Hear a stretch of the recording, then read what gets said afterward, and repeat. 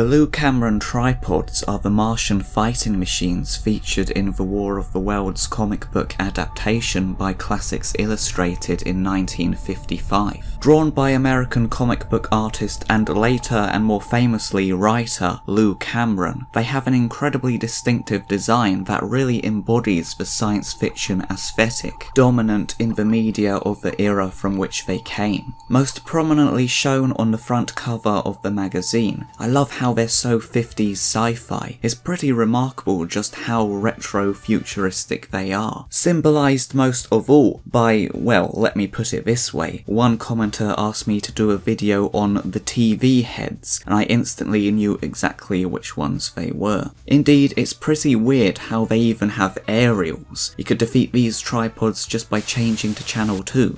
Actually, when were like radio-controlled cars and all that invented? Ah, that makes sense. When you put it like that, you know, I suppose RC technology was sort of new and futuristic at the time, and consequently it actually makes sense for Lou Cameron to portray the tripods with an aerial in this way in 1955. It's like, well, how else are advanced Martians going to control their machines in the manner of, I guess, new technology that's up and coming when this comic was done?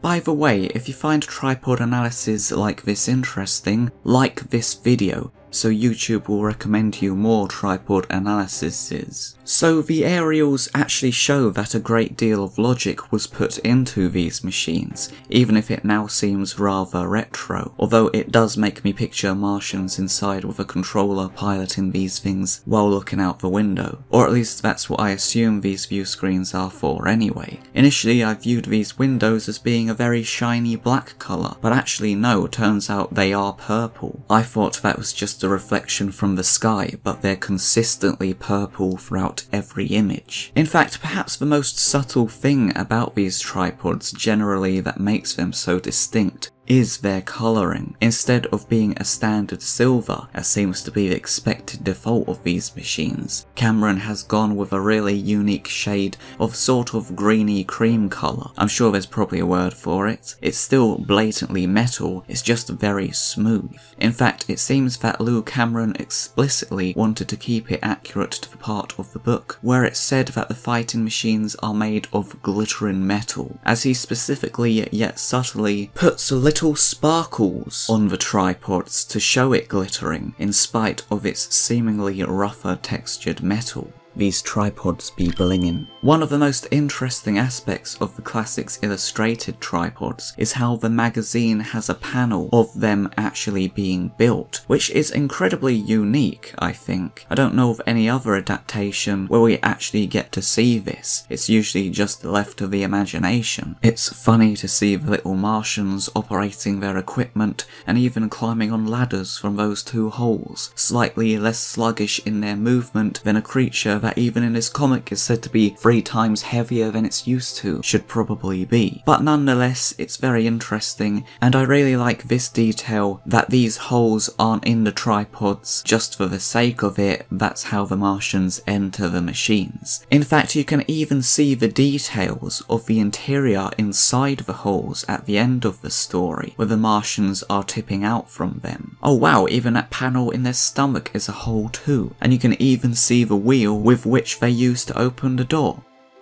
Hey, wait a minute. Well, that's an inaccuracy, considering the Martians are meant to have never invented wheels. But whatever. Do tracks count as wheels as well? Not sure. Either way, I like the way here you can also see that the neck isn't fully finished yet, which is a nice touch that reveals slightly more about the way the Martians construct these machines, piece by piece in a very neat and tidy form, showing a bit of their mechanics, I suppose. Indeed, these tripods are very mechanical, but in a spacey way. Just in general, they're perhaps the most stereotypically sci-fi robot tripods that's ever been done, exemplified by their massive heat ray that's kind of just like a standard laser beam, I'd say, with a generic laser gun pointing about and shooting things. This image always reminded me of a Dalek for some reason, except nearly a decade before the Daleks were even invented. Speaking of which, while I'm editing, even the dead Martian reminded me of the destroyed Dalek mutant.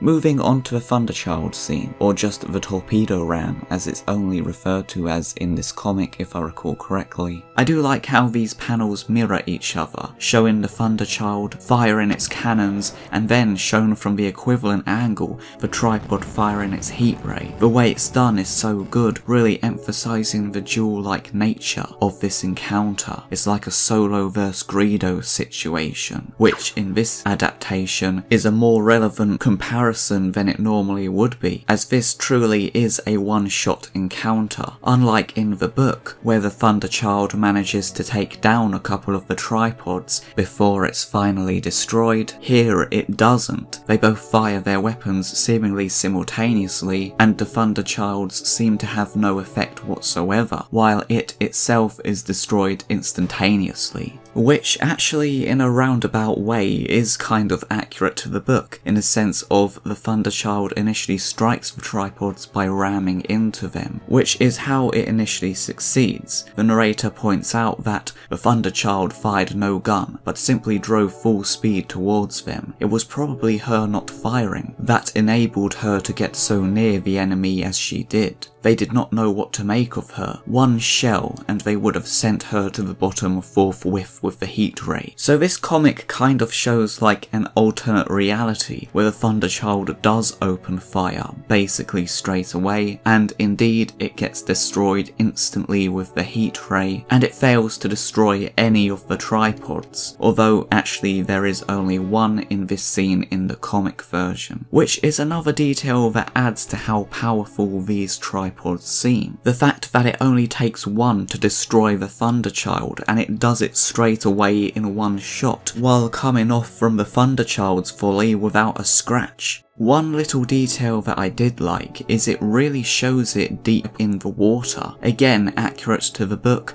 where it says that they were standing so far out to sea that their tripod supports were almost entirely submerged, which is opposed to how I think most depictions of this scene are, where you can see like 90% of their body above the water for some reason, as though they were the tripod equivalent of Jesus. One thing that impresses me about this panel is the way Lou Cameron has somehow managed to give these tripods such an expressive personality, despite being so mechanical and lacking any emotional features at all. Here it genuinely looks curious at the wreckage of the Thunderchild it's examining. It's like, what the heck was that thing? These might be the most expressive tripods I've seen that don't have the usual trick of giving them eyes to add thoughts and emotions to their presence. Pretty impressive. Their expressiveness is also shown later on in the comic, in a panel showing the potential future of Earth under Martian rule as spoken about by the Artilleryman, or the soldier as he's called in this one. I love how it just looms ominously, keeping watch over its human slaves that are on the hunt for renegade humans. Again reminds me of the Daleks, but giant.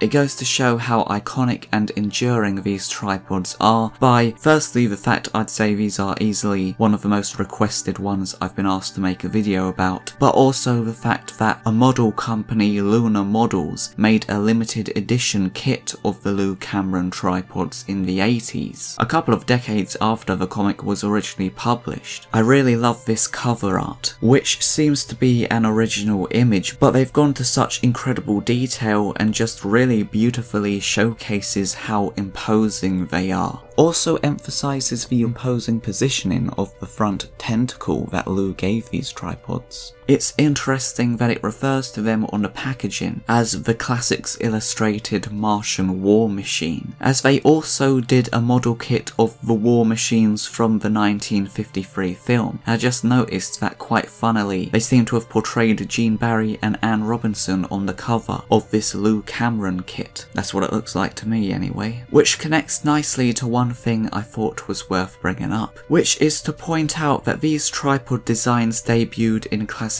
Illustrated just 2 years after the iconic war machines of the 1953 film. Makes me wonder if the off-metal colour and especially its roughness levels were inspired by the 1953 war machines. Pretty impressive for Lou Cameron to successfully follow on from such an iconic design with what may be the most remembered and iconic comic versions of the fighting machines ever depicted, click here to watch a video about the war machines that preceded them.